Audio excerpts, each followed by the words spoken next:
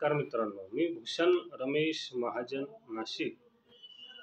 आज आपण अशा एका विषयाबरोबर संवाद साधणार आहोत, जो विषय आपल्या नित्याचा आहे. व्यवहारात जीवन जगताना अशी माणसाची वृत्ती तयार होते, त्या वृत्तीने स्वतःचं किती नुकसान होतं हे लक्षात येत नाही. जनसामान्यात अशी वृत्ती बघायला मिळते. तशी वृत्ती अति असू नये असं माझं मत आहे. तथापि त्या विषयावर आपण संवाद साधू. तो विषय असा आहे की अतिस्वीकार वृत्ती. स्वीकार वृत्ती काही जणांची असते, म्हणजे त्यांना काहीही दिलं की त्याला हो म्हणणे, त्याचा स्वीकार करणे. मग ते आपल्या अहिताचं असेल, आपल्या क्षमतेपेक्षा कमी असेल, किंवा ते आपल्या हिताचं नसेल, तरी ती स्वीकार वृत्ती तयार झाल्यामुळे हे लोक हो म्हणतात. थोडक्यात सातत्याने जे प्रत्येक गोष्टीला हो हो म्हणतात, अशी वृत्ती त्याने किती नुकसान होतं त्याविषयी आपण संवाद साधणार आहोत. तर असे व्यक्ती काय करतात, तर सामोरी आले तेच स्वीकारिले, अधिकाचे व्यवस्थेन लागी. असे व्यक्ती किंवा अशी वृत्ती ज्यांची आहे ते काय करतात, त्यांच्या समोर जे आलं ते स्वीकार करतात. म्हणजे त्यांच्या कर्माचं, कष्टाचं फळ जरी कमी असेल, कमी दिलं असेल, तरी ते दिलं की स्वीकार करतात. ही वृत्तीने काय होतं, तर अधिकाचे व्यवस्थेनं लागे. त्यांना अधिक काही प्राप्त करायची इच्छा राहत नाही, करत नाही, कारण स्वीकार वृत्ती आहे. जे मिळालं त्यात समाधान मानलं. अधिकाचे व्यवस्थेनं लागे, याहून मी जास्त मिळवू शकतो, याहून मी करू शकतो, असा विचार त्यांच्या ठायी नसतो. कारण त्यांची मुळात वृत्ती अशी असते की जेवढं मिळालंय बस तेवढंच माझं, किंवा त्याहून अधिकाचा विचारही करत नाहीत. मग अशा वृत्तीने यांचं काय नुकसान होतं, तर आले ते स्वीकारी वृत्तीने पतन, उठाव करण्याचे धोरण अंगी. मग जे काय आलंय, जे काय मिळालंय, या स्वीकार वृत्तीने काय होतं, यांचं पतन होतं. पतन म्हणजे अपयश यांना सातत्याने मिळतं. पतन म्हणजे त्यांचा डायग्राम खाली खाली जात असतो. आणि उठाव करण्याचे धोरण अंगी, आपल्याला मोबदला कमी मिळतो किंवा आपल्या परिश्रमाचं फळ कमी आहे, या बाबतीत उठाव करावा असं धोरणही त्यांच्या अंगात राहत नाही. कारण ती वृत्ती असते की जे मिळालंय त्यात ते मला पुरतंय, किंवा जे मिळालंय ते बस आहे. किंवा स्वीकार वृत्तीने या बाबतीत यांचं इतकं नुकसान होतं. अशा व्यक्तींचं काय होतं व्यावहारिक आयुष्यामध्ये, सामाजिक व्यवस्थेमध्ये अशा लोकांचं काय नुकसान होतं ते आपण आता बघू. जनस्थाने पदोपदी विटंबना, तया पुढते नको ते टाकून या देते.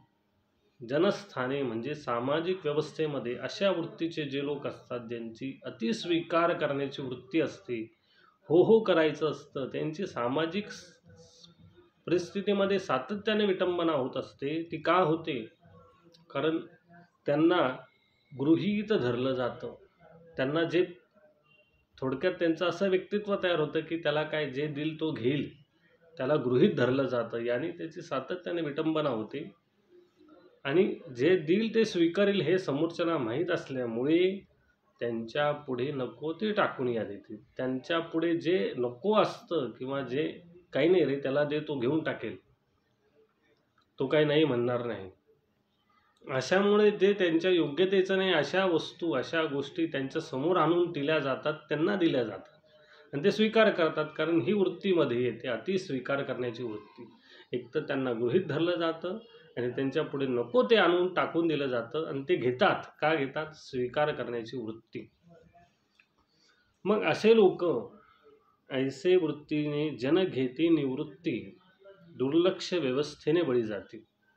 मग अशा लोकांचं, अशा वृत्तीच्या लोकांचं जन घेती निवृत्ती, त्यांना निवृत्त करून टाकतात, किंवा हे निवृत्त होतात. म्हणजे सभास्थानी, प्रसंगामध्ये, परिस्थितीमध्ये हे जाणं टाळतात.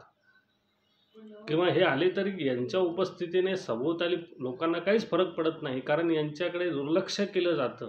कारण याच्याशी बोललं काय आणि नाही बोललं काय, याला काही दिलं काय नाही दिलं काय, हा काहीच म्हणणार नाही, अशी एक वृत्ती तयार होते.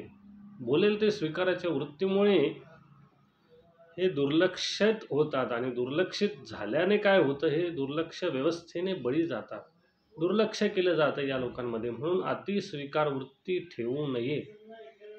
सातत्याने प्रत्येक गोष्टीला हो हो म्हणू नये. आपल्याला पटत नाही तर तिथे नाही म्हटलं पाहिजे, नाही तर अशी वृत्ती तयार होते आणि या वृत्तीमुळे आपलं प्रचंड नुकसान होत असतं.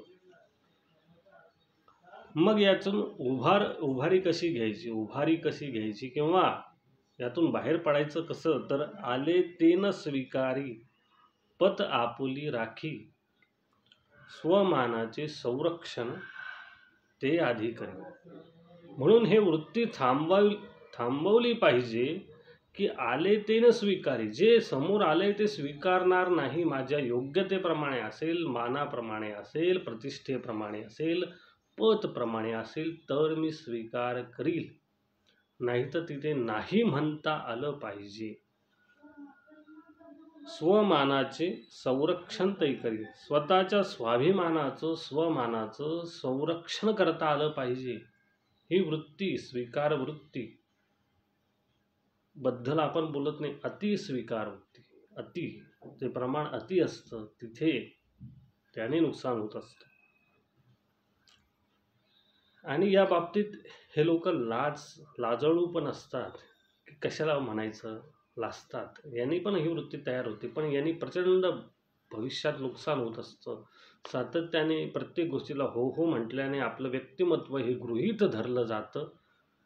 त्याला काही नाही, त्याला जे दिलं तो घेतो, अशी आपली प्रतिष्ठा तयार होते आणि यांनी प्रचंड नुकसान होतं. याविषयी आपण संवाद साधला. धन्यवाद.